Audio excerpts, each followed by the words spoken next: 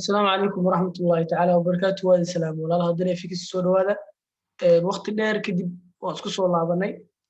إن شاء الله وحي فائدوينه تليه تصالح caawinta walaalaheen intii aan awoodna insha Allah waan sameyn doonaa sidii baan u sii wadi doonaa qofkii macnaha caawin u baahan waan caawin doonaa qofkii negative oo noloshiisa inuu dad la murmeeyo inuu macnaha oo qof jaayfeesti iyo inuu qof horumar gaaray daba istaaga rabo waxaan dhihi lahayn kuma fiicno iska dhaaf naftaada waqti geli kadib meesha rabto waa gaari doontaa intaasna waxay ahayd tala yar halkan waxaan kusoo gudbinaynaa hadduu ilaah yidhaahdo akoon walaalaha ka mid ah uu noo soo gudbiyey kaasoo menis weyn ku jiro sida u wada jeedaan akoonka wuxuu ahaa $46,805.82 akoonkan wuxuu ahaa akoon 50,000 ah meniskaasuu ku jiray waxaana u dhineed waqti yar oo aad u yar ilaahay wuxuu noo fududeeyey inuu waafajiyey inaan akoonkii soo gabno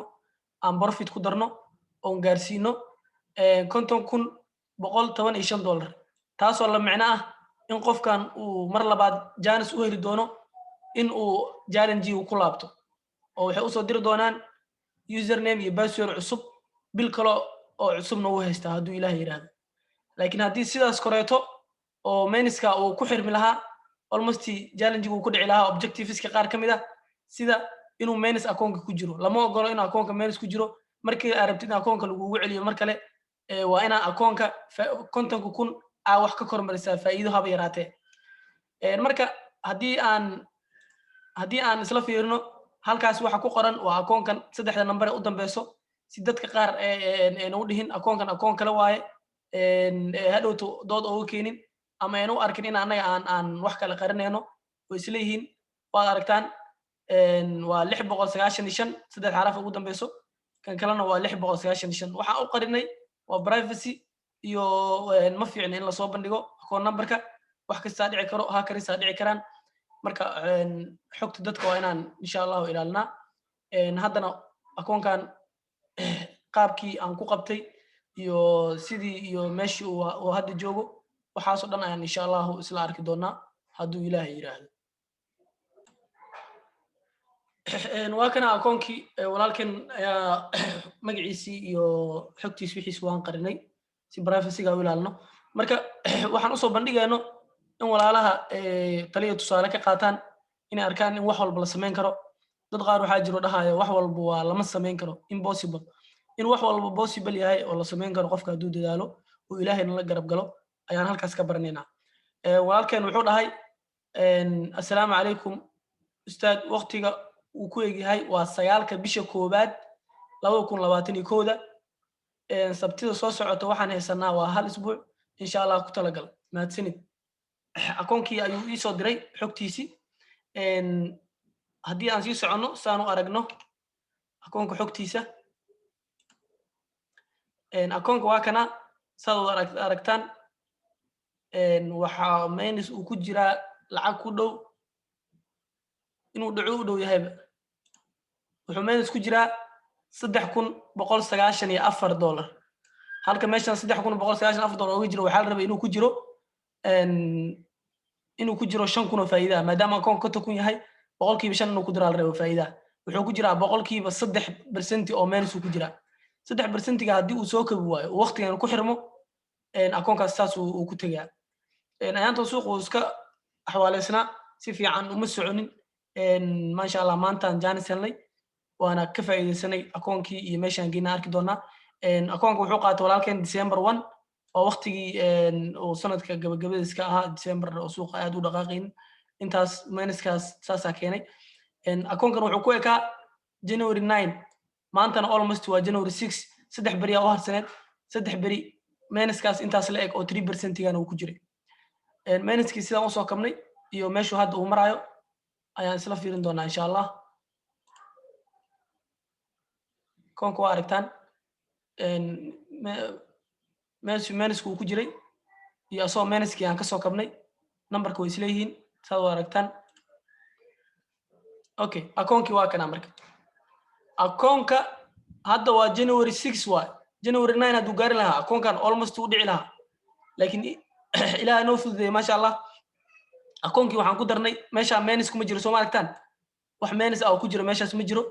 waa plus $115 oo faa'iidaan ku darnay 3,000 ee lagu lahaana waan ka soo kabnay oo 3% akoonka inuu dhumiyaa saddex birina waa uga dhineed hadda marka wuxuu akoonkan uu ku jiraa safe oo wuxuu yahay akoon safe ah waa aragtaan objectiveska waxa ugu daran waa saddexdaas kaas oo la dhaho minimum trading days haddii 2 maalin oo kamid ah uu trade una furo lahayn oo 0.01 uu ku galeen 12 bir uu trade furo kaliya bishii dhan 0.01 waxay ka saacideynaysaa in aad ku baastid minimum trading days kaas maxi loss kan haddii aad iska ilaalisid wax walba waa samayn kartaa maxi loss kiisa waxaa ka dhineed 400 kaliya 400 maxi loss duu gali lahaa uu dhici lahaa kana waxaa ka dhineed waad aragtaanba waxaa ka dhineed 5,000 inuu gaaro 1,208 1,200 ka dhineed 1,200 lacagna ka dhineed asna inuu uu gaaro maxi loss uu ku dhaco kan saddexaad buffy target ka hadda alxamdulillah wuxuu ku jiraa $115.82 oo faa'iida akoonkan uu badbaaday insha Allah waxaan u rajeynaynaa in akoon labaad la siiyo walaalkeen kadibna uu insha Allah gudbo reelka lagu wareejiyo oo shaqeysto oo familkiisa iyo dadkiisa iyo howlihiisa iyo dantiisa dhan uu ku guto oo oga maarmo inuu shaqooyin kala qabto oo full time trader inuu noqdo rajeynaynaa insha Allah haddaan isku duceeyno qof walba qof kale uu duceeyo wax badan ayaa u hagaagayo wixii khalad ay dhacay dhankeena ahaadeen wixii wanaagana xagga alle marka aan isku duceeyno walaalkeen waa kana asoo noo mahad celinayo wuxuu dhahay waan u diray akoonkii oo badbaaday saaka 3 saac aan u diray waxaan dhahay hambalyo wuxuu dhahay shukran ustaad wallahi waa iga farxisay allah ka farxiyo abal ayaad ugu leedahay insha Allah aamin allah naga wada farxiyo anaga dhan akoonkiina waad aragtaan wuu badbaaday walaalkeen waxaan leenahay dadaal oo meesha laga sii wad meeniskeer ay gashay iyo dib u dhac ku keenin waxaad ka baratay cashir iyo cilmi khalad walbo noloshaada gashid waa inaa cashir iyo cilmi ka barataa jaanisyada iska yaraadeen insha Allah wixii markaan jaanis soo kaleeto waxaan isku dayi doonaa zoom ma ka faa'iideystaan iyo inaan waxyaabo faa'iido leh aan idin la wadaago qofna abaal oga marabo ani abaalkayga insha Allah xaq Allah ka xisaabsanaya ilaahay dirtii waan u sameeynaa qofkii shaqada dhex marta waxaan isku dayayaa sida ugu wanaagsan inaan u wanaajiyo qofkii bini'aadamka oo dhan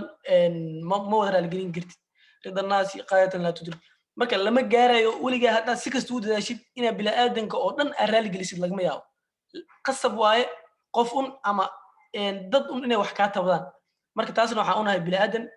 haddana waxaan siinahayba Soomaali dadka qof kaleeto waxba u ogoleen asoo qofkii dadaalay waqtigiisa geliyay naftiisa maal gashtay kadib markuu arkaan outcome-kii uu soo baxay iyo result-kii waxay u maleynayaan waxaan inuu shalay uu bilaabay